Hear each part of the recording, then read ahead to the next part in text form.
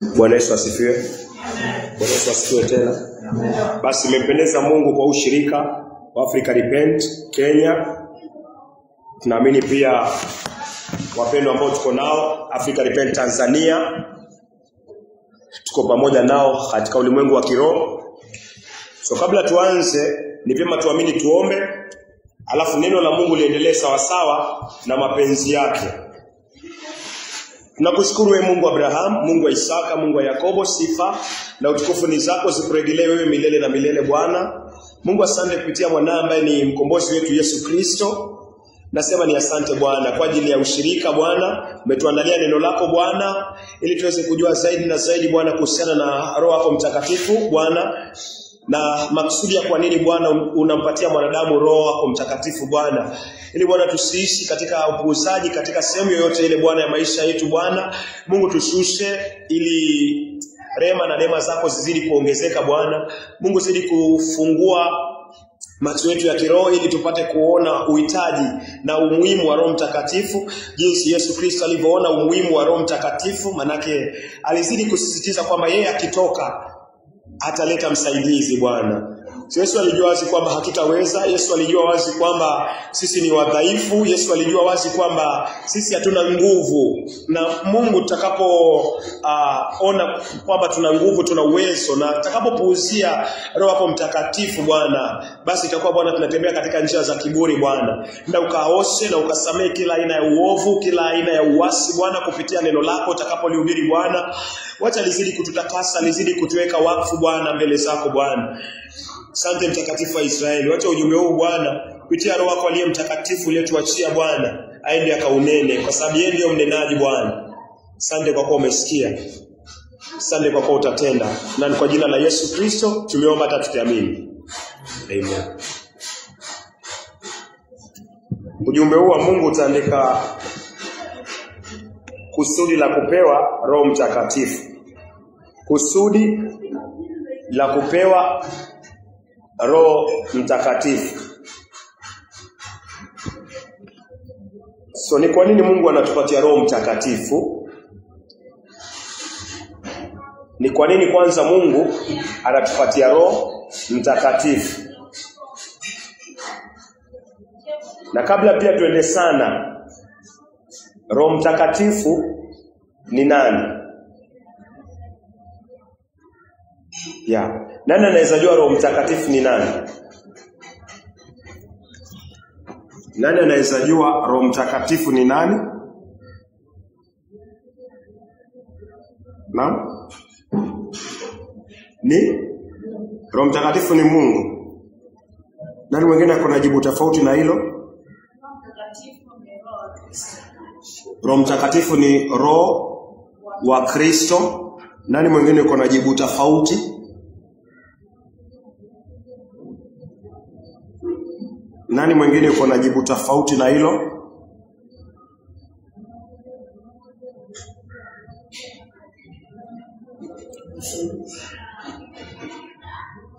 Saidizi? Sawa sawa. Tuangalie kitabu cha Waefeso 4 mstari wa 30. Waefeso 4 mstari wa 30. Roho Mtakatifu ni nani? Unaweza kusoma? Waefeso 4 mstari wa 30. Wala msihuzunishe yule Roho Mtakatifu wa Mungu. Wala msihuzunishe yule Roho Mtakatifu wa Mungu. Endelea. Ambaye kwa yeye mulitiwa muhuri hata siku ya ukombozi. Rejelea tena. Ambaye kwa yeye mulitiwa muhuri hata siku ya ukombozi. Rejelea tena sentence yote. Wala msimhuzunishe yule Roho Mtakatifu. Tusoma Waefeso 4:30. Sawa sawa. Haya. Endelea tafadhali. Waefeso 4:30. Wala msimhuzunishe yule Roho Mtakatifu wa Mungu Mpaka hapo ni sawa. So unaposikia Roho Mtakatifu kwa maandiko, hili ni swala ambalo limesumbua watu wengi na mimi nikiwa mmoja wao, lakini kwa mnijibu wa maandiko yanaeleza kuhusiana Roho Mtakatifu wa Mungu. So nikiona mahali Roho Mtakatifu, nijue inamaanisha roho wa nani? Wa Mungu. Sawa sawa. So mahali popote utakuwa unasoma Biblia, ukiona Roho Mtakatifu, jua yaongea kuhusiana na roho wa Mungu. Sawa sawa. So utakatifu ni ile hali, naweza sema ni adjective, ile hali yaeleza hii roho ni roho ya aina gani. Nikisema kama roho inyamaze, na mesha kutakuwa na kuchanganyikiwa. So Mungu akisema Roho Mtakatifu, inamaanisha hilo roho ni ile ambayo ni takatifu, inatoka kwake. Maana kuna roho ambayo pia ni mchafu. So roho mchafu inaeleza kuhusiana, uchafu inaeleza kuhusiana ile roho inatoka kwa nani. So ukiona mali Mungu ameandika Roho Mtakatifu, jua tu hata kama imeandikwa in short Roho Mtakatifu, jua ni roho wa nani? Roho wa Mungu. Umeelewa paka hapa? So ukiona Roho Mtakatifu, jua yaongea kuhusiana na roho wa Mungu. Ukiona roho wa Kristo, jua inaongea kuhusiana na roho mmoja ambaye ni huyo roho wa nani? Roho wa Mungu. Hizi haziko tofauti. Umeelewa? Nikiona maandiko yanaeleza kuhusiana na roho wa Kristo kama wa Galatia 4:6, Mungu anasema sisi tunaitwa wana na amechukua roho wa mwanae ambaye ni roho wa Kristo ameka ndani yetu. So ukiona maandiko yanasema Roho Mtakatifu, jua ni roho wa Mungu. Mpaka hapo imeeleweka. Roho Mtakatifu ni nani? Roho Mtakatifu ni nani? Roho Mtakatifu ni roho wa Mungu. Sawa sawa. Ni roho wa Mungu. So wacha tuangalie roho inamaanisha nini na Mungu inamaanisha nini. Tuko pamoja mpaka hapo? Tuangalia Roho Mtakatifu. Kwanza tumjue, alafu ndio tuone kwa nini watu tunapewa Roho Mtakatifu. Bwana Yesu asifiwe. So tumefahamu na tuko pamoja kwamba tuangalia roho wa Mungu, si ndio? So roho kazi yake ni nini? Roho kazi yake ni nini? Tuangalie kitabu cha Yohana 6. Yohana 6:63. Yohana Mtakatifu 6:63. Yes. Roho ndiyo itiayo uzima, mwili haufai kitu. Maneno hayo niliyowaambia ni roho, tena ni uzima. Akilia tena sentensi ya A. Roho ndiyo itiayo uzima. Roho ndiyo itiayo uzima. Sawa sawa. So roho kulingana na maandiko, neno la Yesu Kristo ambalo neno la Mungu, roho ndio anatia nini? Uzima. So kazi ya roho ni kupatiana uzima. Usipotee tafadhali. Tuangalia roho wa Mungu ambao ni Roho Mtakatifu. So roho, sehemu ya roho ni uzima. Sehemu ya roho ni uzima. Sawa sawa. So nikiangalia roho, Yesu anasema roho ndio inatia nini? Uzima. So kazi ya roho ni kutia uzima. So maandiko yakisema roho wa Mungu inamaanisha uzima wa Mungu. Sawa sawa. Inamaanisha uhai, life. Biblia kama inasema life ya Mungu. So roho ni uhai, roho ni uzima, roho ni life. So tukisoma roho wa Mungu inamaanisha uhai ama uzima wa Mungu. Umeelewa paka hapa? So kwa maandiko nikiona roho wa Mungu ambao ni Roho Mtakatifu ambao ni roho wa Yesu Kristo, yafaa nikiona roho wa Mungu nione uhai ambao ni sehemu ya roho, alafu wa Mungu. Mungu inamaanisha muumbaji. Genesis 1:1, Mwanzo 1:1. Mungu inamaanisha muumbaji. Hapo mwanzo Mungu aliziumba mbingu na nchi. So neno Mungu inamaanisha muumbaji. Unaweza kusoma tafadhali. Neno Mungu inamaanisha muumbaji. Hapa tuko na maneno mawili.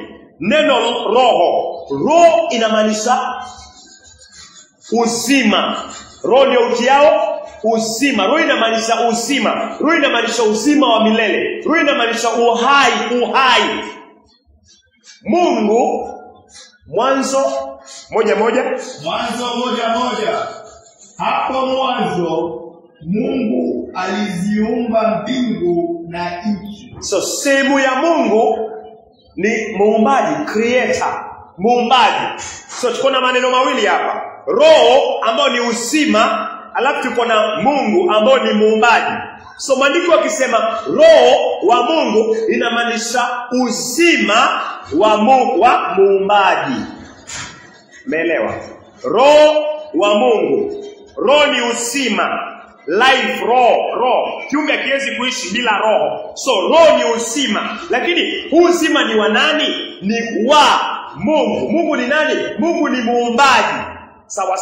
So nikiwa nasoma Biblia, nikiona mahali Mungu anasema Roho Mtakatifu wa Mungu, nijue ni uhai, nijue ni life, nijue ni uzima ambao iko ndani ya Mungu ambao ni muumbaji.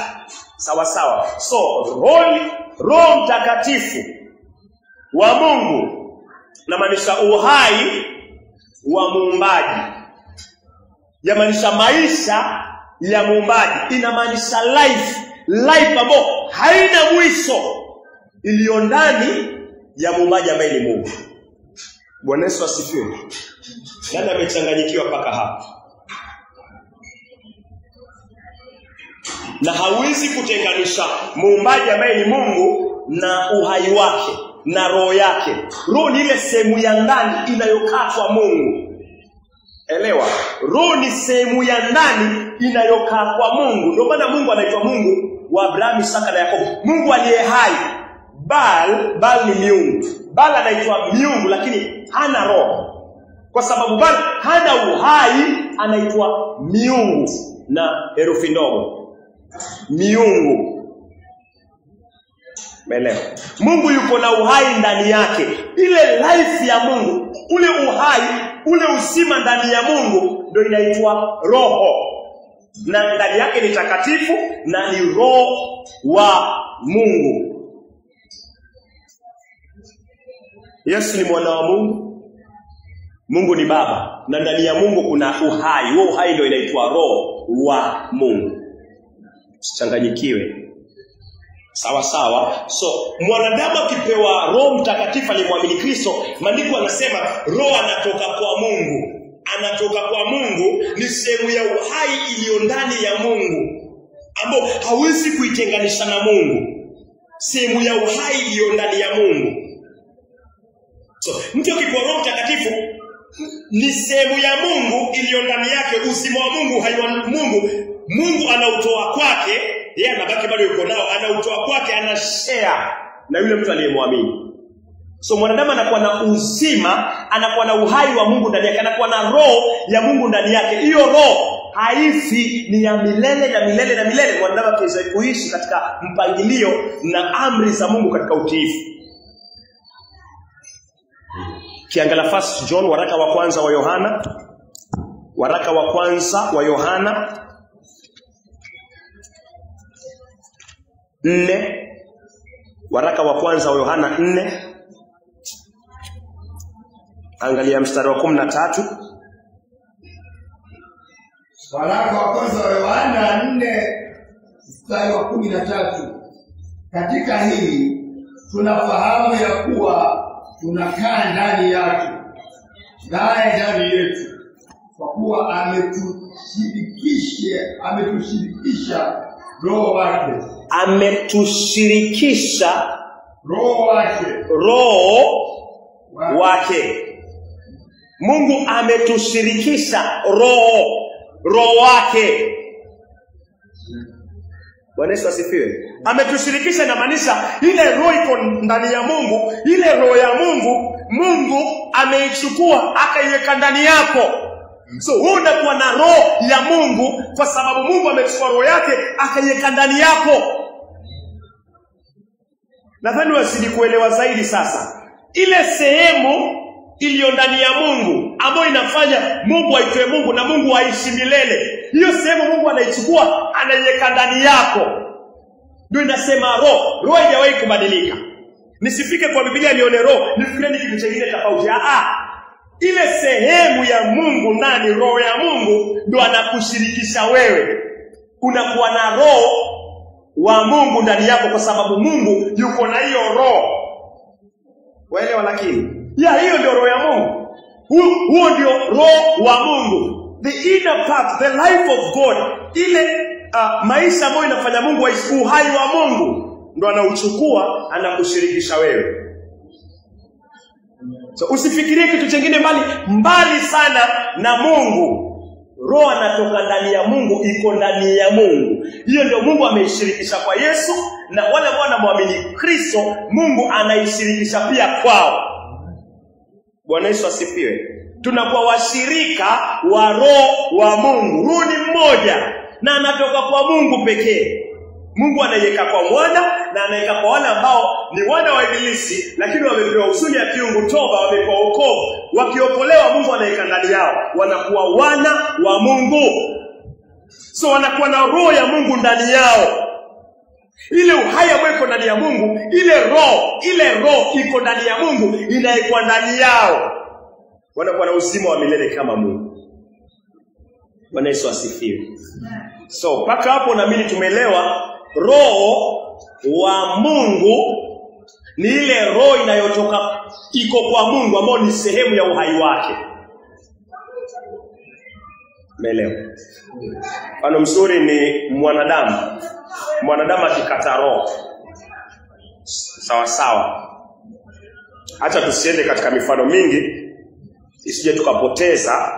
Waweza rejelea tu hapo First John 4:13. Katika hili tunafahamu ya kuwa tunakaa ndani yake naye ndani yetu, kwa kuwa ametushirikisha roho wake. Kwa kuwa ametushirikisha roho wake. Ametushirikisha. Mimi ni mshirika, wewe ni mshirika wa roho wake. Roho wake ni Roho Mtakatifu, ambao ni ile sehemu ya uhai iko ndani ya nani? Ndani ya Mungu, na ameiweka ndani yako sasa. So umeelewa? Roho wa Mungu, Roho Mtakatifu ni sehemu ya uhai ulio ndani ya Mungu, ameiweka ndani yako. Bwana Yesu asifiwe. So nikiona roho nione uhai wa ulio ndani ya Mungu ambao ni mtakatifu, umekuwa kwa mwanadamu awe mtakatifu na apate uzima wa milele. So ukiangalia John 4:24, Yohana Mtakatifu 4:24, Mungu ni roho, nao wamwabudio yeye imewapasa kumwabudu katika roho na kweli. Rejelea tena. Yohana Mtakatifu 4:24, Mungu ni roho. Mungu ni roho, nao wamwabuduo yeye imewapasa kumwabudu katika roho na kweli. So Mungu ni roho. Mungu ni roho. So siwezi tenganisha uhai ulio ndani ya Mungu na Mungu. Mungu ni hiyo roho. Mungu ni huo uhai ulio ndani ya mwanadamu anayemwamini Yesu Kristo. Mungu ni roho, inamaanisha Mungu ni Roho Mtakatifu. Sehemu ya uhai ya Mungu ni Mungu. Sehemu ya uhai iliyo ndani ya Mungu ni Mungu.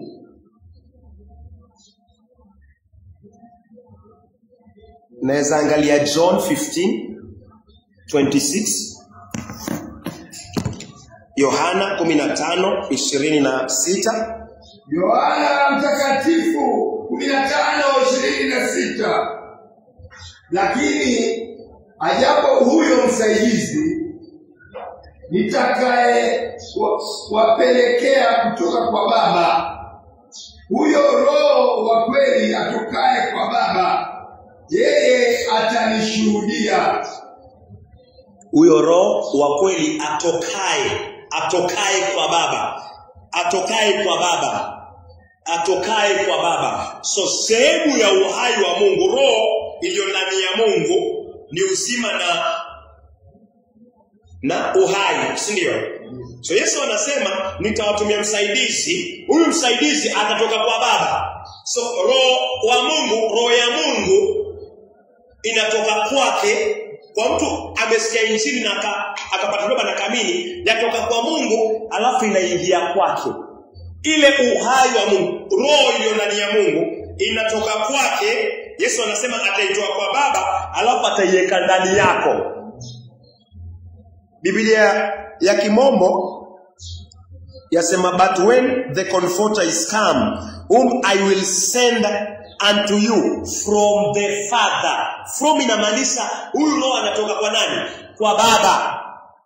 So atoki si mbinguni, kwa huyu roho amekaa mahali kando na Baba, kando ya Baba. Anasema anatoka kwa inamaanisha yuko ndani ya Baba. Sasa anatoka kwa Baba anaingia kwetu. Umeelewa? Yani hivyo si kiti cha tatu ambao roho anakaa. Licha kuwa katika theolojia huwa tuelewa venye mafundisho yanakuwa, lakini elewa sasa pia katika neno la Bwana yuko ndani. Ni roho ya Mungu inatoka kwa Mungu, Mungu anaiweka kwako. Umeelewa? Iko ndani ya Mungu. Ndio maana mbinguni viti, ukisoma katika utaratibu utaona Mungu amekaa, alafu kuna mwanawe amekaa katika mkono wa kuume. Hatuoni cha tatu cha Roho Mtakatifu, kwa sababu Roho Mtakatifu yuko ndani ya Mungu, ni uhai ulio ndani ya Mungu. Ndio maana kuna nafasi ya mwana mkono wa kuume wa Baba. Umeelewa? Licha kwa theolojia huwa inajaribu kuweka mwana, Baba alafu Roho, lakini elewa, usichanganyikiwe katika hiyo mifumo. Elewa, wanafanya kazi katika level tofauti. Ndio maana theolojia hujaribu kueleza hivyo, lakini usichanganyikiwe. Mbinguni kuna, naweza sema, viti viwili, kwa aliyekaa mkono wa kuume wa Mungu na yule aliyekaa sasa katika kiti cha enzi ambaye ni Mungu. So kuna Mungu Abrahamu, Isaka na Yakobo, na kuna mwanae ambaye ni Yesu Kristo. Roho yuko wapi? Roho wa Mungu yuko wapi? Yuko ndani ya Mungu. Belewa. So tuko na Mungu Abrahamu, Isaka na Yakobo, roho wake yuko ndani, na kuna mwanae ambaye ni Kristo Yesu amekaa mkono wa kuume. Usichanganyikiwe. Sawa sawa. So Yesu akifanya huduma hapa duniani, Yesu akifanya huduma, Mungu alikuwa mbinguni, roho wa Mungu bado yuko ndani ya Mungu. Yesu anaondoka. Sasa ile sehemu ya ndani ya Mungu inaletwa kwetu. Sasa penye watu walikuwa watakatifu wenye walikuwa na muona Yesu, wanamuhitaji Yesu Kristo, ndio sasa Yesu anasema naondoka, lakini kuna sehemu iko ndani ya Mungu itakuja kukaa na nyinyi. So sasa nikimuona Yesu venye nilikuwa na muhitaji, venye watu walikuwa na muhitaji, Yesu akiondoka, Roho Mtakatifu anakuwa hapo. Sehemu iliyo ndani ya Mungu. Sasa roho ya Mungu inakuwa na wanadamu. Vile walikuwa na muhitaji Yesu, sasa wanahitaji la Roho Mtakatifu. Venye vipofu walikuwa wanaenda kwa Yesu, viwete wanaenda kwa Yesu, wakoma wanaenda kwa Yesu, wenye dhambi wanaenda kwa Yesu. Wanasema Yesu, Yesu, Yesu, Yesu, Yesu. Yafaa sasa Yesu anasema anaondoka, lakini kuna sehemu ya uhai ndani ya Mungu. Roho Mungu atakaa pamoja nasi. Sasa fani unahitaji, watumishi wanahitaji na venye walikuwa na Yesu, na sasa wako na Roho wa Mungu, wanahitaji na kutumia Roho wa Mungu kwa jina la Yesu Kristo. Wana mali watu wanapotea. Yesu anasema naondoka, lakini kuna roho ya Mungu, roho kutoka ndani ya Mungu atakaa pamoja nani. Lakini hatuoni hitaji la Roho Mtakatifu, tunaona hitaji la Yesu Kristo. Yesu anasema mimi naondoka, lakini nawaachia huyu. Ile roho iliyo ndani ya Mungu itakuwa sasa pamoja nani. Sasa make use ya huyu roho. Kwa jina la Yesu Kristo tutumie roho wa Mungu. Na roho wa Mungu sasa amekuwa akiwa ignored. Ndio maana hata kazi zake zinakuwa ignored, asionekane. Yesu anasema naondoka, alafu roho wa Mungu atakuja. Unaona hitaji la Yesu Kristo ni kama kwa mpira. Player wawili ambao wanacheza vizuri sana. Mmoja wendani anacheza, alafu mmoja aseme sasa mimi naondoka. Akiondoka haachi ile pengo. Mwingine anafanya nini? Anakuwa replaced pia. Ambaye pia anacheza vizuri. Lakini sasa hatuoni hitaji la huyo mwingine. Mfano, acha tuweke mfano tu wa kiulimwengu. Kuna wachezaji mpira, si ndio? Kama Messi na Cristiano, si ndio? Acha tuweke hivyo. Wako kwa timu moja. Messi amecheza. Messi sote tukiwa ndani tukipata mpira tumpa Messi. Tumtegemea huyu Messi. Messi kila saa Messi. Tukipata Messi ni mfano. Messi anafunga. Messi atuambie sasa hiki kipindi cha pili mimi nimechoka sana na nashukuru, lakini mimi niko na kazi ya kufanya, naondoka. Lakini Messi aseme sasa kuna Cristiano huyu ambaye pia ni bora. Mpeni mipira huyu awashughulikie. Messi aondoke, sasa tuwe na Cristiano. Lakini hatuoni hitaji la Cristiano. Messi yuko nje, tunasema Messi. Kuna kitu Mungu anataka tuone, kuna kitu Yesu Kristo anataka tuone. Yesu hajawahi kudharau Roho Mtakatifu. Lakini sisi tunamdharau Roho Mtakatifu kwa sababu hatumake use of him. Hatumtumii. Yesu anasema naenda, lakini kuna gap hapa. Roho itatoka kwa Mungu, itakuwa pamoja nani. So vile tuliona hitaji la Yesu Kristo, ndio tunahitaji la huyu Roho wa Mungu. Najua nataka kufanya injili kwa uwezo wa Mungu, siwezi. Roho wa Mungu niliyepewa na Yesu Kristo, uliyechukua nafasi ya Yesu Kristo, tuongoze. Alafu naomba kwa jina la Yesu Kristo. Tunaona kazi zikifanyika. Roho anapata nafasi. Utakiri mwenyewe ndani ya dhamira yako kwamba huyu roho umekuwa ukiishi kama hayupo, kama ignorance. Ndio maana mafundisho ya Roho Mtakatifu ni machache katika ulimwengu huu. Kwa nini? Watu wameignore.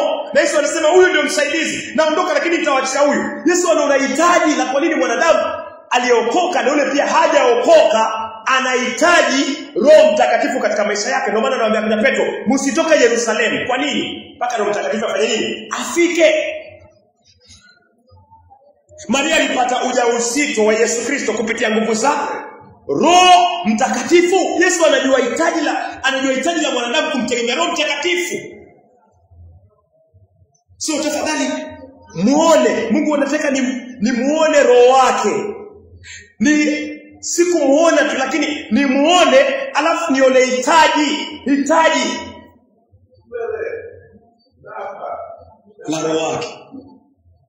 Tasoma ya kimombo John 15:26. But when the Comforter is come, whom I will send unto you from the Father, even the Spirit of truth, which proceedeth. Hii jina proceedeth inamaanisha anatoka.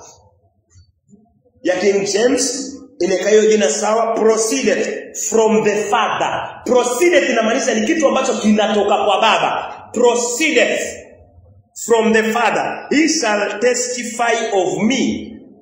Yeye ndo atashuhudia. So neno ikisema Roho Mtakatifu ana proceeded inamaanisha anatoka kwa Baba, anatoka ndani ya Baba, anakuja ndani yetu. So paka hapo naamini kila mmoja ameelewa Roho Mtakatifu ni nani. Ni sehemu ya uhai, ni uzima, ni roho iliyo ndani ya Mungu Baba. Bwana Yesu asifiwe. So kuna mtu amechanganyikiwa paka hapo? Na hiyo roho ni Mungu. Hiyo roho ni Mungu. So acha tuangalie kazi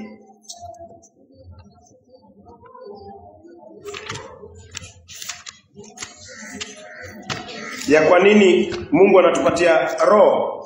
Tuangalie Ezekieli 36. Ezekieli 36 mstari wa 27. Ezekieli 36 mstari wa 27. Unaweza anza 26 ni sawa. Ezekieli 36 mstari wa 26 mpaka 7. Nami nitawapa nyinyi moyo mpya, nami nitatia roho mpya ndani yenu, nami nitatoa moyo wa jiwe uliomo ndani ya mwili wenu, nami nitawapa moyo wa nyama. 27. Nami nitatia roho yangu ndani yenu na kuwaendesha katika sheria zangu, nanyi mtashika hukumu zangu na kuzitenda. Mungu anasema anapatia baada ya toba, baada ya huzuni ya kiungu, toba na hata wokovu, anatoa moyo muovu, alafu anakupatia moyo mpya. Kwa nini anakupatia moyo mpya? Kwa sababu roho ya Mungu haikai katika roho iliyo na dhambi, moyo ulio na dhambi. Sawa sawa. Hii sehemu ya uhai ambayo iko ndani ya Mungu, roho ya Mungu inatoka kwa Mungu inaingia kwa moyo mpya. Ndio maana kwanza anaondoa moyo wa jiwe, anaondoa moyo wako na moyo wangu muovu, ili uhai ulio ndani yake, roho yake ikae katika moyo mpya, mahali ni kusafi. Sawa sawa. Hiyo ni 26. So roho Mungu haiwezi kukaa kwa mtu ambaye ni msafi, anaishi maisha tu machafu. Unaona mtu anaogelea katika dhambi, roho Mungu akai hapa. Ndio maana anasema kuna hitaji kwanza ya kuondoa moyo wa jiwe, moyo muovu uondolewe, moyo wa dhambi wa Adam uondolewe, alafu Mungu akupatie moyo mpya, alafu aeke roho yake hapo sasa. Roho yake ikiwa hapo mstari wa 27, waweza rejelea tafadhali. Na Ezekieli 36 mstari wa 27. Nasema, nami nitatia roho yangu ndani yenu. Mungu anasema atatia roho yake. Wakumbuka tukisoma kuhusiana na roho, hii roho ni takatifu. So Mungu akisema atatia roho ni ile sehemu ambayo inampa Mungu nini? Uhai, uzima. Mungu anasema hiyo sehemu iko ndani yake ambayo inampa uzima, ataitoa, ataitia ndani yako, ataitia ndani yangu. Rejelea tena hiyo sentence tafadhali. Nami nitatia roho yangu ndani yenu. Mungu atatia roho yake ndani yako na ndani yangu. Kwa nini? Na kuwaendesha katika sheria zangu. Ili roho hiyo ya Mungu ituendeshe. Uhai wa Mungu, uzima wa Mungu utuendeshe katika sheria zake. Katika sheria zake. Yani roho ya Mungu iwe kwenda ndani ya mwanadamu. Hiyo roho imuongoze mwanadamu katika sheria za Mungu. Hilo ni ya nani? Ni ya Mungu. Ina maana ni Mungu ndani ya mwanadamu anashika sheria zake mwenyewe. Amen. Niaje sheria zitakuwa ngumu? Haiwezekani. Mungu akiwa mbinguni na hata akija duniani, Mungu anajua amri zake. Yeye ndo aliziandika, zilitoka kwa moyo wake. Yeye ndo anaandika kwa mawe, anaandika kwa moyo. Ni zake, ni yeye. Neno lake ni amri yake. Amri ni yeye. Sasa anasema yeye Mungu ambaye ameandika amri, ambaye anashika hizo amri, atachukua sehemu ya uhai wake, ataingia kwako. Alafu kwa sababu yuko ndani yako, ndani yangu, alafu yeye mwenyewe akuongoze wewe na mimi katika amri zake. Utashindwa kweli? Si wewe utashika hizo amri, ni roho ya Mungu ndani yako atashika hizo amri kupitia wewe na kupitia mimi. Amri ni ngumu kwa mtu ambaye hana roho. Mtu ambaye hana roho wa Mungu hawezi kutenda mapenzi ya Mungu, hawezi kuweka amri 10 za Bwana. Hawezi, na tangu ulimwengu uanze mpaka utakapoisha hakuna mwanadamu hata mmoja katika mwili anaweza kutimiza amri za Mungu. Ndio maana Mungu anasema roho iliyo ndani yake, hata asemi nitachukua kerubi nimweke ndani ama nikupatie kerubi, kila mmoja apewe kerubi awe anaongozwa. Makerubi wenyewe wako na mashaka. Makerubi wenyewe mbele za Bwana wana makosa, simaanishi mashaka, wako na makosa. Mungu anasema hivyo kwa Ayubu. Ana find faults katika angels. So Mungu anajua kwamba hizi amri yeye peke yake ndo anaweza kukuongoza wewe katika hizo amri katika ukamilifu. Na mimi hivyo hivyo. Unahitaji la roho. Musa yuko, lakini hata Musa akikuongoza waweza pata mawazo yako na ukaingia jehanamu. Na kundi Musa aliongoza Waisraeli. Musa alikuwa kiroho. Lakini wangapi waliingia Canaan? Musa mwenyewe hakuingia. Waona kwa nini wewe na mimi tunahitaji roho wa Mungu? Ndio unahitaji roho wa Mungu kabisa, hiyo sema wai wa Mungu. Wahitaji kabisa hata zaidi ya kiongozi. Unaweza kuwa na kiongozi mzuri, lakini huyo kiongozi mzuri hawezi kufanya vile roho wa Mungu anaweza kufanya. Hawezi hata kufikia. Ndio maanisha yafani mtegemee roho wa Mungu. Yafani tegemee roho wa Mungu. Yaani sitosheke. Huyo roho wa Mungu kuna hiyo connection. Huyo ndio inafaa mtegemee kwa kila kitu. Bwana Yesu asifiwe. Wao unahitaji nijione mlemavu mpaka wale walimu ambao naona nikiwa chini yao nitafanya vizuri. Nione hata nikiwa nao bado sitafanya vizuri. Nijione mlemavu, nahitaji tu roho wa Mungu kwanza, alafu walimu baadaye.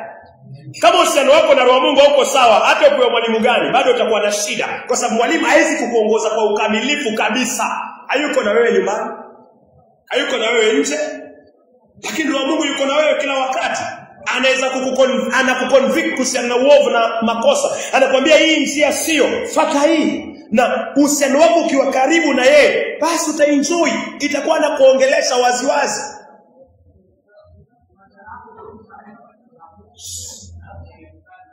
So ndio maana unaona Mungu anasema anakupatia roho wake. Usione kitu ambacho Yesu anasisitiza. Anasema naenda, lakini kuna roho wa Mungu. Roho wa Mungu ndio unamhitaji huyo. Na mimi vile vile. So Mungu anasema atatupatia roho wake ili nami nitatia roho yangu ndani yenu na kuwaendesha katika sheria zangu, nanyi mtazishika hukumu zangu na kuzitenda. Nanyi mtazishika hukumu zangu na kuzitenda. Roho ya Mungu, roho ya Mungu inaingia kwa mwanadamu ili atimize amri za Mungu, azishike amri za Mungu. Tumeelewa? Roho ni ile sehemu ya uhai inatoka kwa Mungu. Mungu anasema roho yake anaweka ndani yako. Kwa nini anaweka ndani yako? Ili utimize amri za nani? Za Mungu. Usisahau, hiyo ndio point ya somo hili. Twapewa roho wa Mungu ili tuweke amri za Mungu. Tumeona roho wa Mungu ni nani? Tumeona kusudi la kupewa roho wa Mungu ni kuweka amri za Mungu. So mafundisho yote ambayo yanafundishwa katika ulimwengu huu yakiweka kando amri za Mungu, basi inamaanisha hata hawana hitaji la Roho Mtakatifu, kwa sababu na kwa Roho Mtakatifu kwa uwezo wa Mungu ili niweke amri za nani? Za Mungu. Sisahau kuna amri Yesu Kristo anatupatia katika Marko 12 mstari wa 29. Amri ikiwa ni mpende Mungu na umpende jirani yako. Waelewa sasa? So Mungu anatupatia roho wake, alafu huyu roho wake anatoa tunda la upendo. Sawa sawa? Waelewa? Lakini anatoa tunda la upendo. Sasa katika hili tunda la upendo ndio utaweza kushika amri ya Mungu kwa kumpenda Mungu na kumpenda jirani yako. So kama hauna roho wa Mungu, hauwezi kushika amri kuu ya Mungu.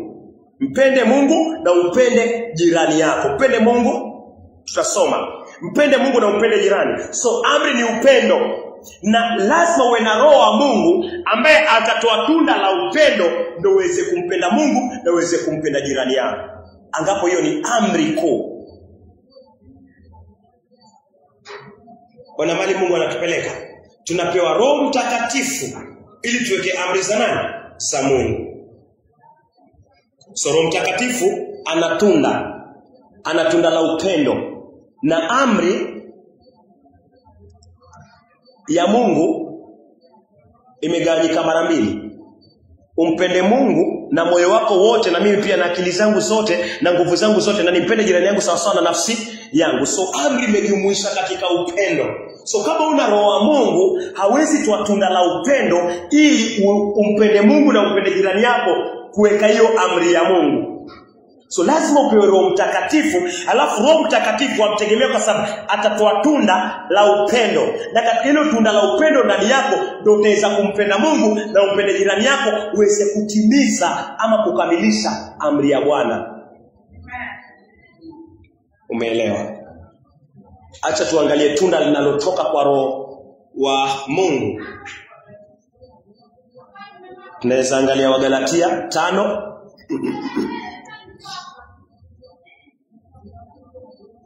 mstari wa 22.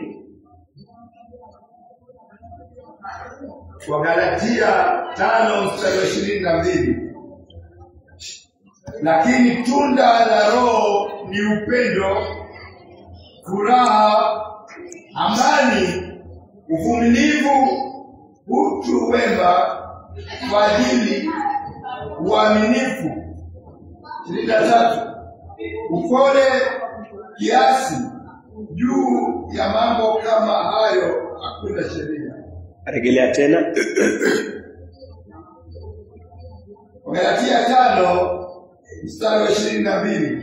Lakini tunda la Roho Mtakatifu ni upendo. Tunda la Roho Mtakatifu, Mungu anasema tunda la Roho Mtakatifu ni upendo. Upendo hautoki kwako, upendo hautoki kwangu. Lazima Mungu akupatie roho wake ndani yako na ndani yangu, alafu huyu roho atoe tunda la nini? La upendo. Ili tunda la upendo sasa ndio litaniwezesha kumpenda Mungu na kumpenda jirani yangu. Ili tunda la upendo litatuwezesha kukamilisha amri ama kuenenda katika amri ya Mungu. Roho anatoa tunda la upendo. Roho anatoa tunda la upendo pekee. Ili tunda la upendo liko na kazi yake. Liko na kazi gani? Kumpenda Mungu na kumpenda jirani. Na hiyo ndio amri mbili kuu. So unaweza angalia pia Warumi 5.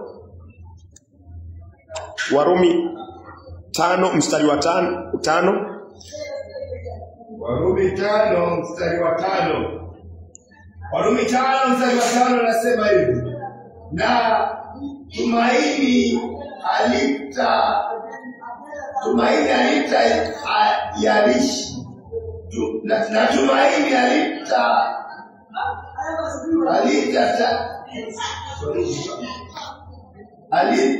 yarishi. Kwa maana pendo la Mungu limekwisha kumiminiwa katika mioyo yetu na Roho Mtakatifu tuliopewa. Rejelea tena sehemu hiyo ya ba. Kwa maana pendo la Mungu. Kwa maana pendo la Mungu limekwisha kumiminwa katika mioyo yetu. Pendo la Mungu limemiminwa. Pendo la Mungu limemiminwa ndani ya mioyo yetu. Na Roho Mtakatifu tuliopewa sisi. Na Roho Mtakatifu tuliopewa sisi. So upendo wa Mungu umemiminwa ndani yetu. Upendo wa Mungu umemiminwa ndani yetu. Nani amemimina upendo? Roho wa Mungu. So kazi ya Roho wa Mungu ni kumimina upendo ndani ya mioyo yetu. Umeelewa? Kazi ya Roho wa Mungu ni kumimina upendo. Roho wa Mungu ako na tunda la upendo. Anamimina tunda la upendo ndani yako na ndani yangu. Kwa nini anamimina tunda la upendo? Ni kwa sababu kuna amri ambazo Mungu amempatia mwanadamu. Na mwanadamu hawezi kushika hizo amri kwa sababu mwanadamu mwenyewe hana upendo. So Mungu anatupatia roho yake ndani yetu, alafu ndani ya huyu roho anatoa tunda la upendo, na hilo tunda la upendo ndio linatuwezesha sasa kuweka hilo amri ya Mungu. Naelewa? Nani amechanganyikiwa? Utazidi tu kuelewa zaidi tukisongea. So waona umuhimu wa roho ya Mungu ndani ya mwanadamu. Sehemu ya uhai ya Mungu anaweka kwa mwanadamu. Kwa nini? Ezekiel inasema ashike amri zake. Amri ni zipi? Yesu anasema mpende Mungu na moyo wako wote, nguvu zako zote, akili zako zote na uwezo wako wote. Alafu anasema mpende jirani yako sawa na nafsi yako. So amri kuu inakuwa upendo. So tunapewa roho wa Mungu. Roho wa Mungu anamimina upendo, anatoa tunda la upendo, ananipatia upendo na kupatia upendo ili uweze kutimiza hilo amri kuu ambayo Mungu ametupatia. Umeelewa? 4 Mungu na mwanadamu, 6 mwanadamu na mwanadamu. Nani anatuwezesha? Roho wa Mungu, Roho Mtakatifu wa Mungu. Kupitia njia gani? Kwa tunda la upendo. Tumai tuangalie hiyo amri. Kazi ya Roho Mtakatifu ni tushike amri ya Mungu. Tuziangalie hizo amri. Marko 12 mstari wake ni anza 29. Marko Mtakatifu 12:29. Yesu akajibu, ya kwanza ndiyo hii, sikia Israeli, Bwana Mungu wetu ni Bwana mmoja. Nawe mpende Bwana Mungu wako kwa moyo wako wote. Mpende Bwana Mungu wako. Mpende Bwana Mungu wako kwa moyo wako wote. Na kwa roho yako yote. Mpende Bwana Mungu wako kwa roho yako yote. Na kwa akili zako zote. Na kwa akili zako zote. Na kwa nguvu zako zote. Na kwa nguvu zako zote. Na ya pili ndio hii. Ya pili ndio hii. Mpende jirani yako. Mpende jirani yako kama nafsi yako. Kama nafsi yako. Mpende jirani yako kama nafsi yako. Hakuna amri nyingine iliyo kuu kuliko hizi. Hakuna amri nyingine iliyo kuu kuliko hizi. Naweza soma Wagalatia 5 mstari wa 14.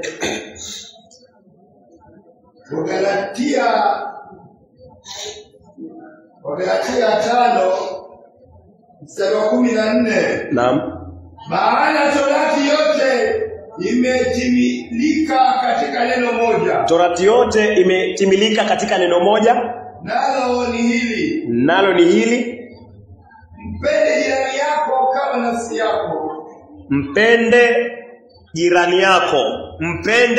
jirani yako kama nafsi yako. So Mungu anasema torati imekamilika katika neno mpende jirani yako sawa na nafsi yako. So neno hapo ni upendo. Neno ni upendo. So tukirudi tena angalia Warumi 13, neno ni upendo na mwanadamu hizi toa upendo. Roho wa Mungu ndo anatoa upendo. Na kwa sababu ya huo upendo mwanadamu anaweza sasa kuweka amri ya Mungu. Amri kuu za Mungu anaweza kuziweka kupitia Roho wa Mungu aliye ndani na kupitia tunda ambalo Roho wa Mungu analitoa la upendo, ndio uweze kumpenda Mungu na uweze kumpenda jirani. So hivyo ndio Roho wa Mungu anatusaidia kukamilisha amri ama kuendelea katika amri za Mungu zilizokamilishwa ndani yetu kupitia Yesu Kristo. Unahitaji la Roho Mtakatifu. Warumi 13 unaweza anza mstari wa 8. Warumi 13 mstari wa 8.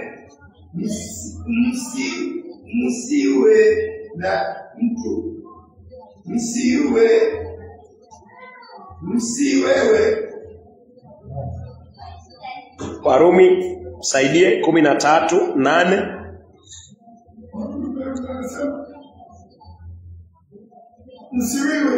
Msiwiwe na mtu chochote isipokuwa kupendana, kwa maana apendaye mwenzake ametimiza sheria. Hii inasema Asante. 13:8, msidaiwe kitu na mtu yoyote isipokuwa kupendana, kwa maana yeye ampendaye mwenzake ameitimiza sheria. Yeye ampendaye mwenzake ameitimiza sheria. Swali ni kigumu. Mungu atusaidie. Yeye ampendaye mwenzake, rejelea tena. Msidaiwe kitu na mtu yoyote. Usidaiwe chochote na mtu yoyote isipokuwa kupendana. Kwa maana yeye ampendaye mwenzake ametimiza sheria. So sheria imetimizwa katika upendo. Na mwanadamu anapewa roho ya Mungu ndani, ili roho ya Mungu ndani iweze kutufanya tuweze kushika amri zake. So inatuwezesha vipi? Ndani ya roho ya Mungu kuna tunda linatoka la upendo. Tunda la upendo likitoka, mwanadamu aliyepewa roho ya Mungu anaweza sasa kumpenda Mungu na anaweza kumpenda jirani yake. Na hii sasa ndo anatimiza amri ya Mungu ambayo anasema mpende Mungu na umpende jirani yako. Mwanadamu bila roho ya Mungu hawezi kutii amri ya Mungu. Hawezi. So hivyo ndio roho ya Mungu anatuwezesha kutii amri ya Mungu. Unaweza kusoma mstari wa 9 sana. Asante. Warumi 13:9. Maana kule kusema usizini, usiue, usiibe, usitamani, na ikiwapo amri nyingine yoyote inajumulisha katika neno hili, ya kwamba mpende jirani yako kama nafsi yako. Ya hivyo ndio Mungu anasema mpende jirani yako sawa na nafsi yako. So paka hapo tuwaona kwamba upendo ni moja ama ni amri ambayo imejumuisha Torati. Naona Mungu anachukua roho wake anaweka kwako ili uweze kushika amri za nani? Za Mungu, ili zikuongoze katika usimani na ziniongoze katika usimani. Na huyu roho wa Mungu ana tunda ambalo tunda ni upendo. Na amri ya Mungu inasema umpende yeye na umpende jirani yako. Na sasa huyu roho ambaye amekuwa ndani, yeye ndo atakufanya umpende jirani na umpende Mungu. Acha turudi Marko, tukielekea Kutoka. Marko 12 mstari wa 29. Marko mtakatifu 12 mstari wa 29. Yesu akajibu, ya kwanza ndio hii. Sikia Israeli, kwamba Bwana Mungu wetu ni Bwana mmoja. Naam. Bwana Mungu wetu ni Bwana mmoja. Bwana Mungu wetu ni Bwana mmoja. Nawe mpende Bwana Mungu wako kwa moyo wako wote. Mpende Bwana Mungu wako kwa moyo wako wote, na kwa roho yako yote, na kwa roho yako yote, na kwa akili zako zote, na kwa akili zako zote, na kwa nguvu zako zote, na kwa nguvu zako zote. Hii ndio amri ya kwanza, umpende Mungu. Na tunawezaje kumpenda Mungu? Kupitia Roho Mtakatifu ambaye ni roho wa Mungu anaimimina upendo. Umeelewa? Kupitia roho wa Mungu ambaye anamimina upendo. So hii amri ya kwanza Yesu alizigawanya. Amri ya kwanza ni amri ambayo iko katika Kutoka 20 mstari wa 3.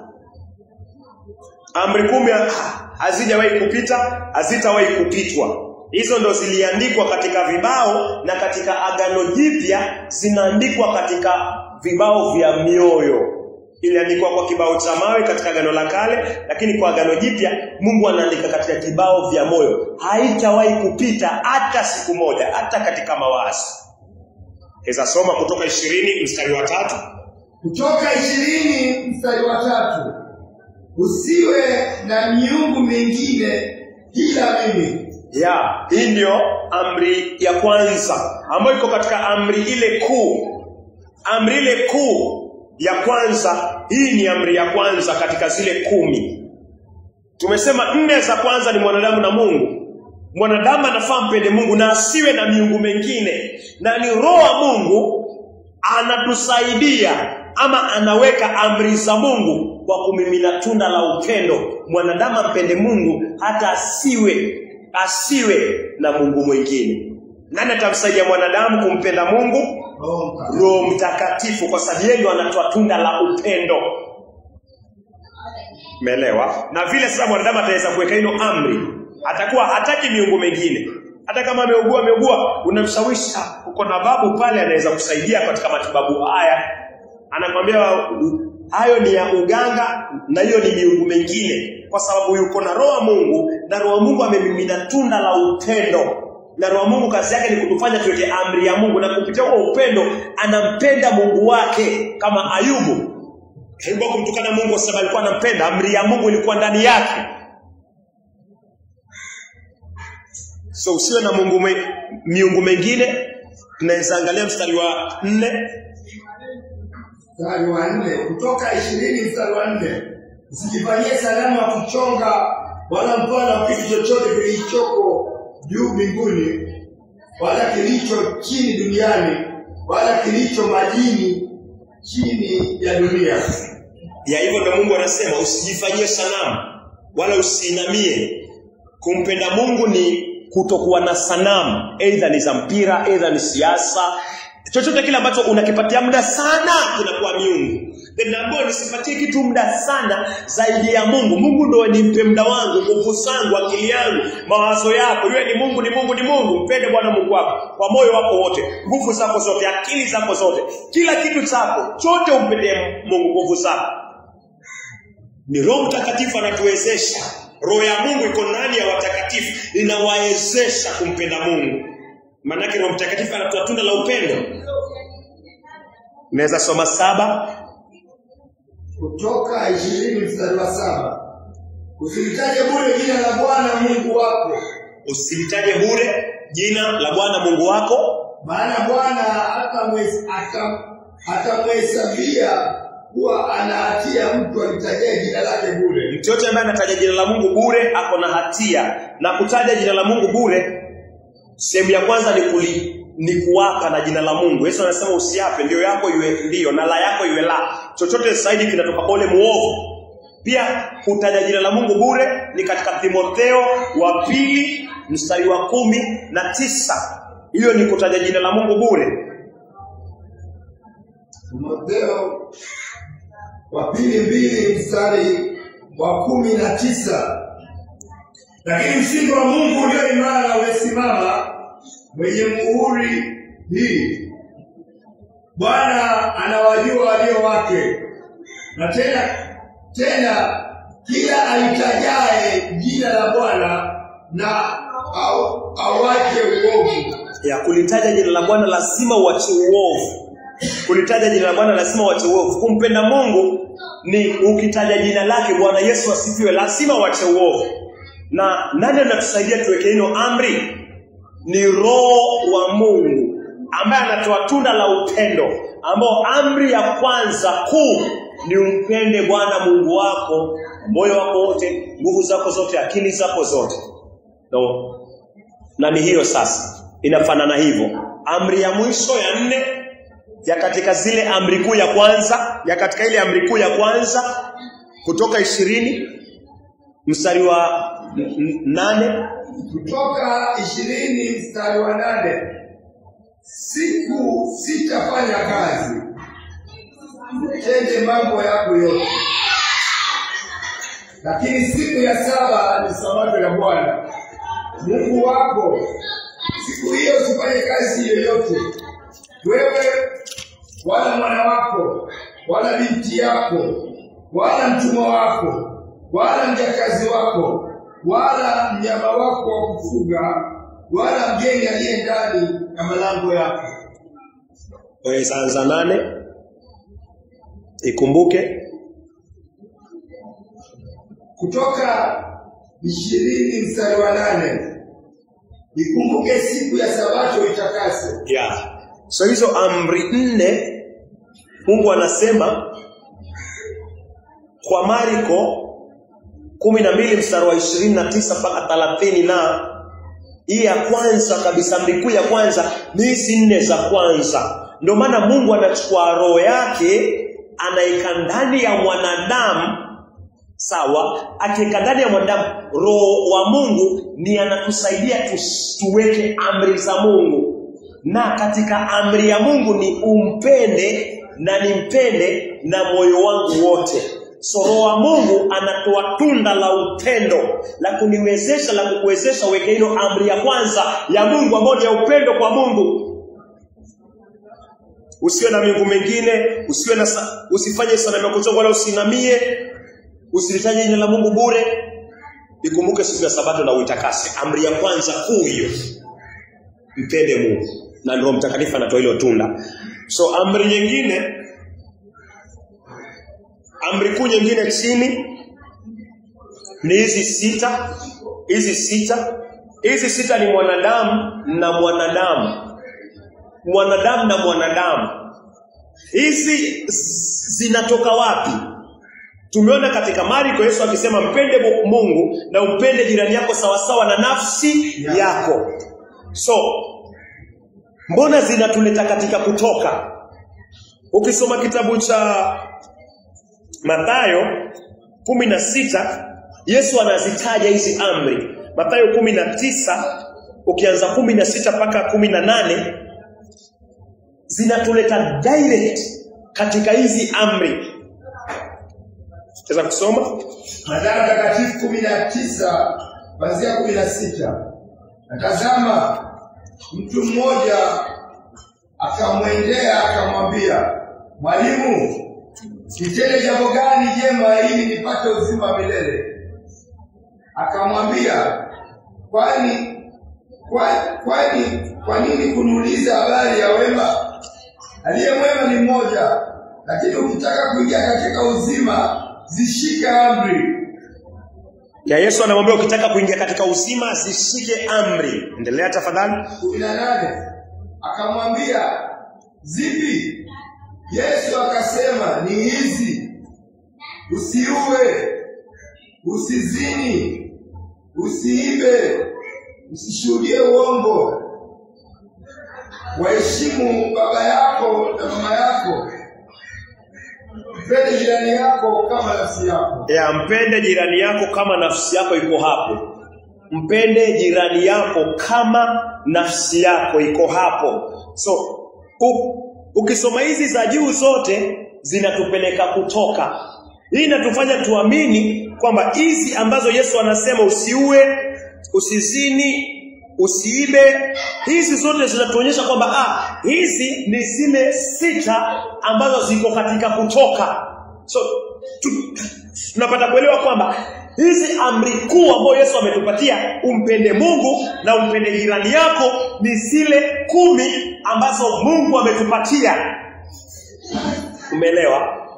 Hizi ambazo Yesu anazitoa wapi? Anatoa katika Kutoka 6 za mwisho. Zile 6 za mwisho. Na kwa Marko Yesu anasema mpende jirani yako sawa na nafsi yako. Huwezi kumpenda jirani sawa na nafsi yako kama una roho wa Mungu ndani yako. Ndio maana Mungu anatupatia roho wake. Roho wake anatoa tunda la upendo ili tuweze kumpenda jirani sawa na nafsi zetu. Nani anafanya hiyo kazi? Roho wa Mungu. Umeelewa? So tukiangalia mali tumesoma pia Warumi 13 mstari wa 8 mpaka 10. Impende jirani yako sawa na nafsi yako. Ni zile 6. Ni zile 6 za katika Kutoka. So nisijidanganye kwamba mimi hizi 10 sina uhusiano nazo, lakini najaribu kumpenda jirani. Utampendaje jirani pasipo hizo 10? Ni hizo 16 zimejumuishwa. Warumi 13 mstari 13:8. Warumi 13:8.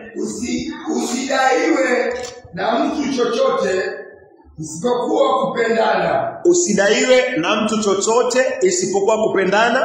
Na kwa maana ampendaye mwenzake ametimiza sheria. Ampendaye mwenzake ametimiza sheria. Maana kule kusema usizini. Maana kule kusema usizini, Usiibe. usiibe, Usiue. usitamani, Na ikiwapo amri nyingine yoyote. na ikiwepo amri nyingine yoyote. Inajumulisha katika neno hili. Kujumuisha inamaanisha zile 6, hizi 6 ambazo zimetolewa katika Kutoka zimejumuishwa kwa neno hili moja, ya kwamba mpende jirani yako kama nafsi yako. Mpende jirani yako kama nafsi yako. So katika hilo amri moja, mpende jirani yako kama nafsi yako, ndani yake kuna usizini, ndani yake kuna usibe, ndani yake kuna usitamani ya jirani yako, ndani yake kuna usizini, ndani yake kuna usiue, ndani yake kuna usishuhudie jirani yako uongo. Katika hiyo moja, hii moja inaitwa kuu, lakini ndani yake kuna hizi zote. Bwana Yesu asifiwe. Amen. Ndio maana Mungu anatupatia Roho wake Mtakatifu atoe tunda la upendo tuweze kushika hizi amri zake. Acha tuzisome katika Kutoka alafu tamalizia.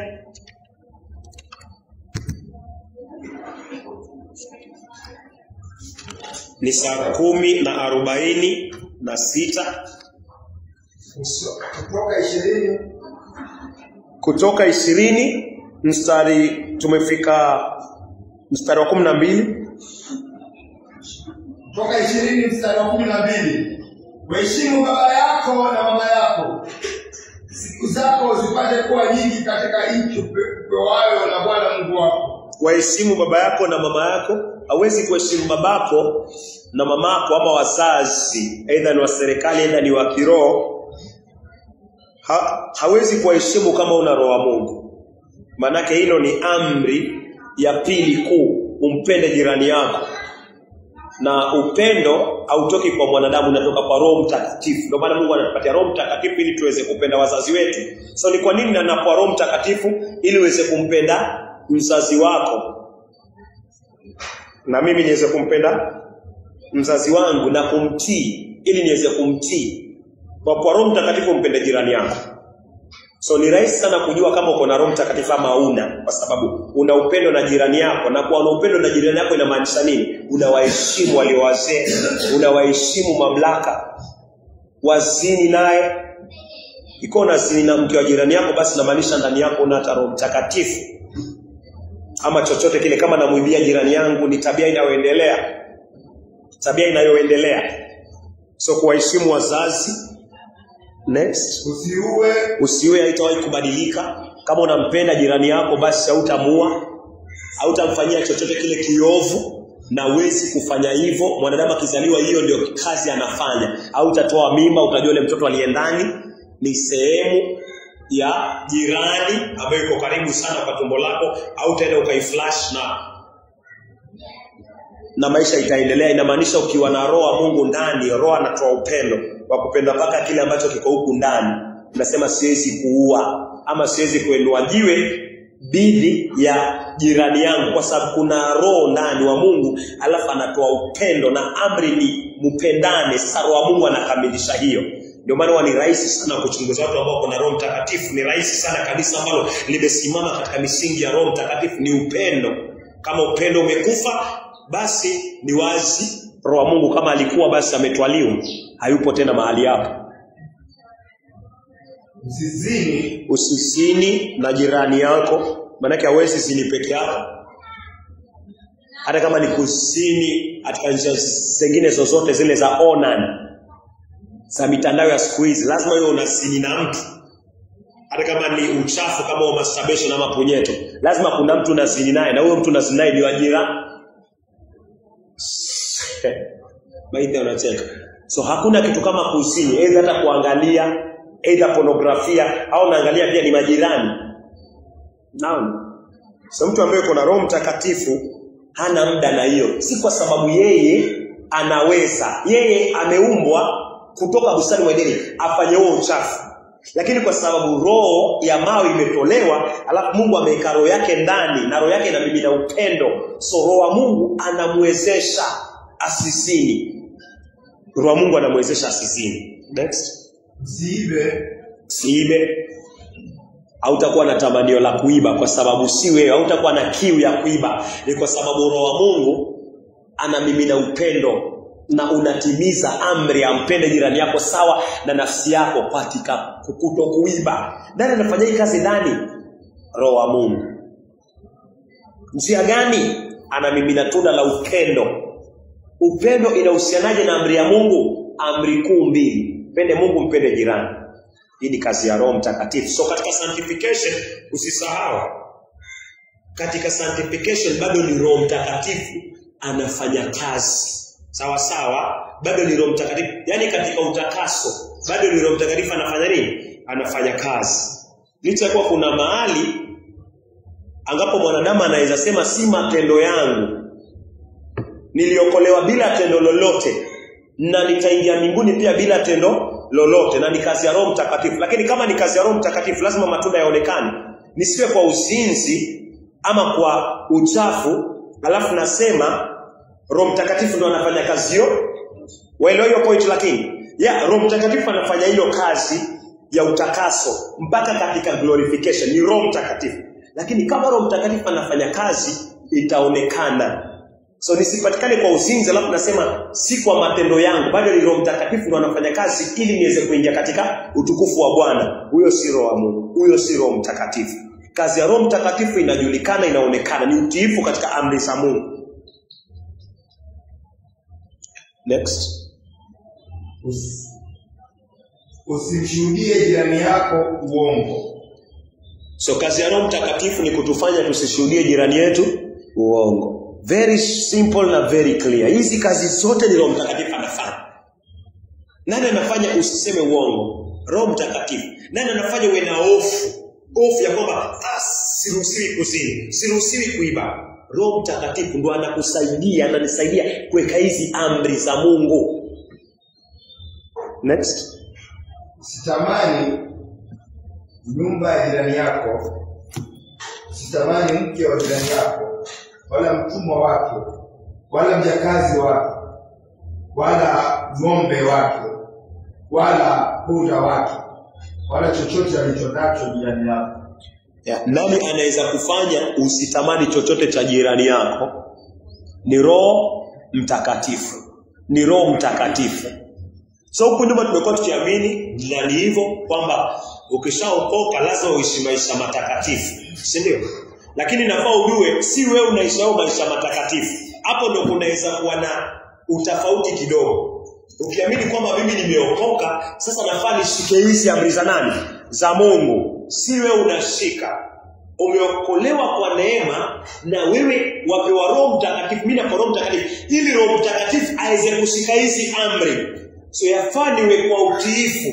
Licha kwa nikiona sizini, usiseme mimi nilipookolewa mimi sizini, na ije tu direct katika moyo wangu kwamba ni mimi nafanya hiyo kazi.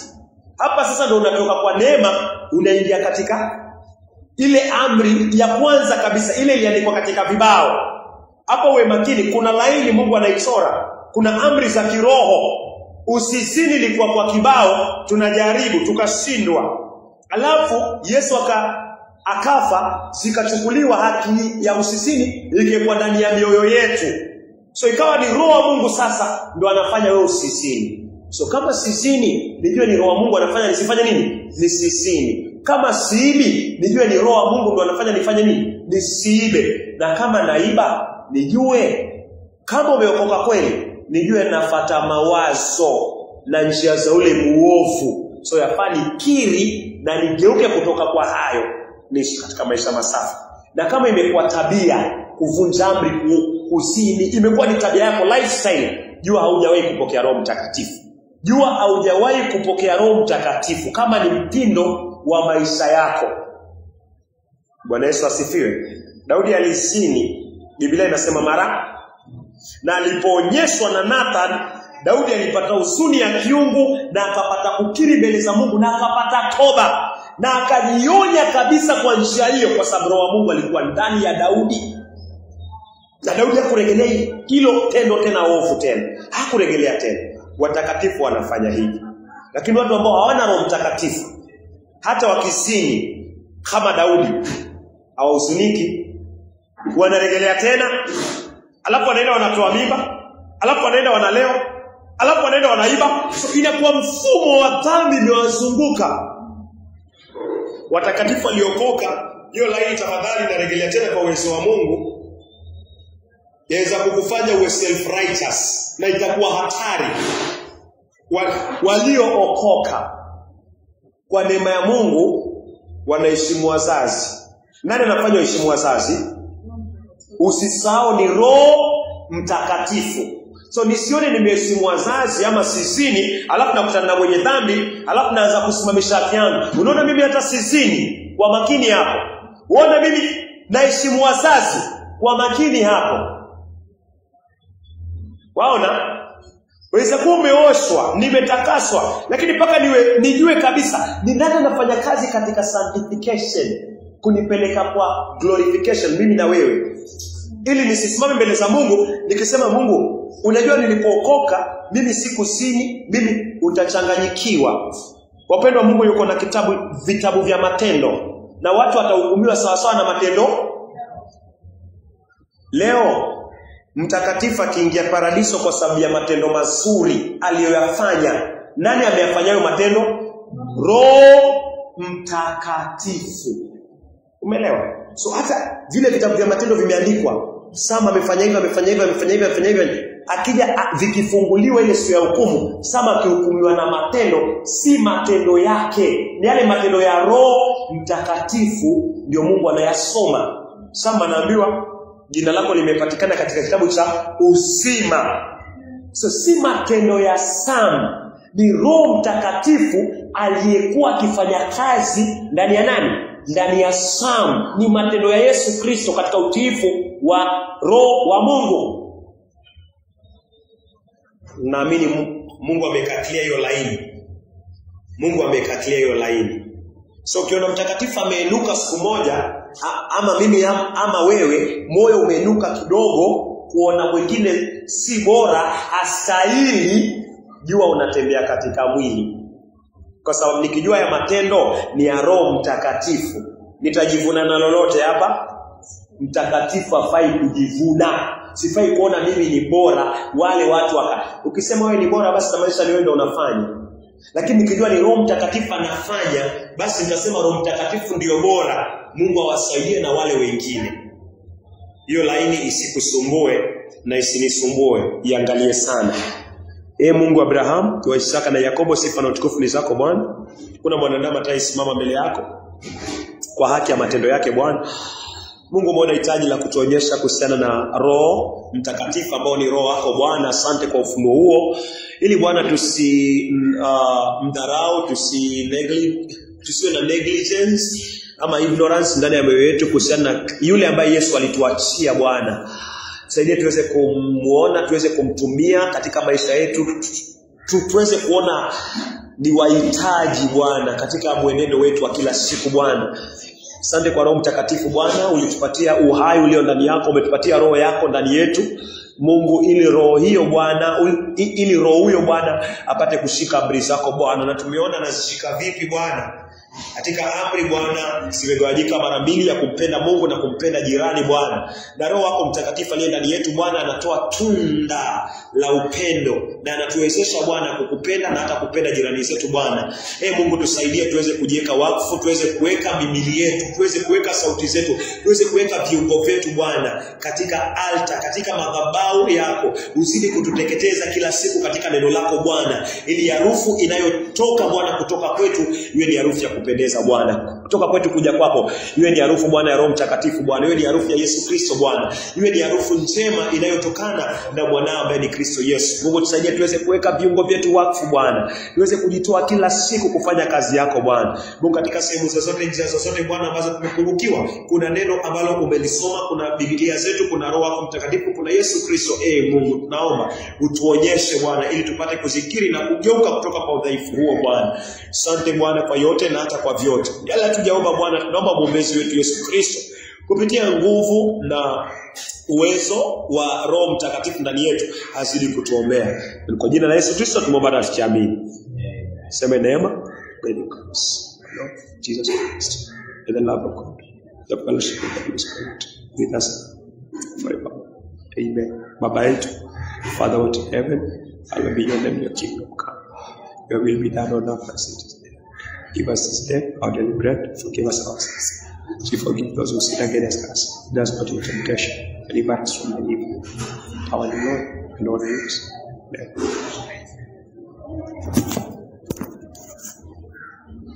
Sawa sawa.